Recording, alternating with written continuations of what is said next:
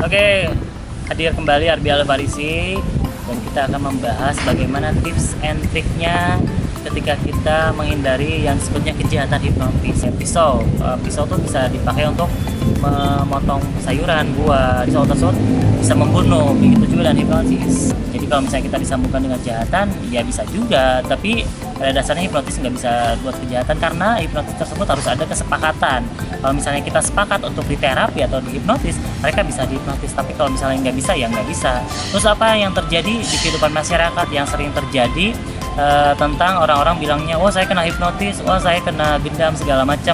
Yang terjadi itu adalah hanya sebatas pengetahuan mereka saja yang kurang tentang hipnotis, karena tadi sudah disebutkan bahwa hipnotis itu hanya seni komunikasi yang harus ada persetujuan. Kalau nggak persetujuan nggak akan bisa.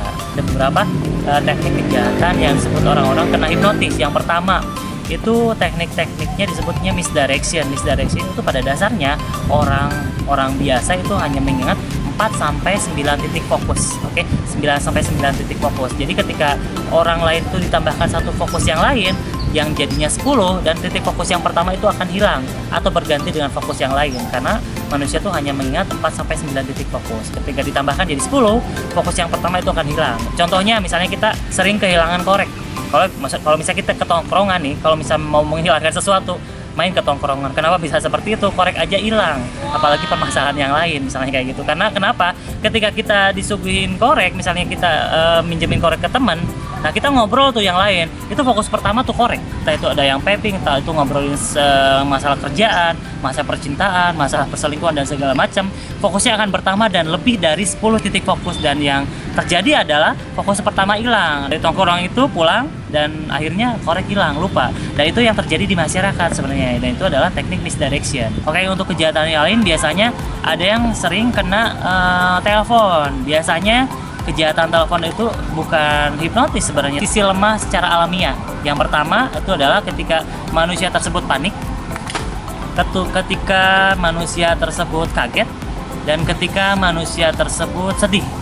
Dan bahagia pun bisa sebenarnya. Titik-titik ini, bahagia, sedih, panik, dan kaget ini adalah dipakai si penjahat tadi untuk melangsungkan serangan untuk kejahatannya. Tekniknya biasanya dia telepon, tapi sebelumnya dia harus observasi dulu. Misalnya contoh kejahatannya kayak gini, halo, masih inget nggak sama aku? Misalnya kayak gitu, contoh kejahatan. Misalnya, aku siapa ya? Kalau misalnya orang yang kita telepon terus mengatakan, oh saya inget nih, berarti kita kepancing. Jangan sampai kita kepancing. Kalau misalnya ada nelpon, halo, masih inget nggak sama gua? Ini suara gua. Kalau misalnya kita kepancing, siapa ya? Oh bentar, masa sih nggak inget? Biasanya kayak gitu. Langsung kita dituntut untuk merecall ulang suara-suara yang kita simpan di masa lalu ataupun di pikiran bawah sadar. Dan ketika kita sudah menyebutkan kata ini, nama ini, kita udah kepancing, dan akhirnya mereka akan memancing dengan hal-hal yang lain. Misalnya, aduh aku nih lagi di tol mau bayar buat itu, tapi uang saya habis, kurang, bisa nggak pinjam dulu uangnya, transfer, tapi transfernya ke rekening yang lain. Biasanya seperti itu menggunakan teknik yang biasanya membuat kita dekat sama orang secara empati. Dan itu adalah beberapa tips untuk ataupun contoh beberapa kejahatan yang dilakukan orang-orang di luar sana, karena tidak ada berhubungan dengan hipnotis.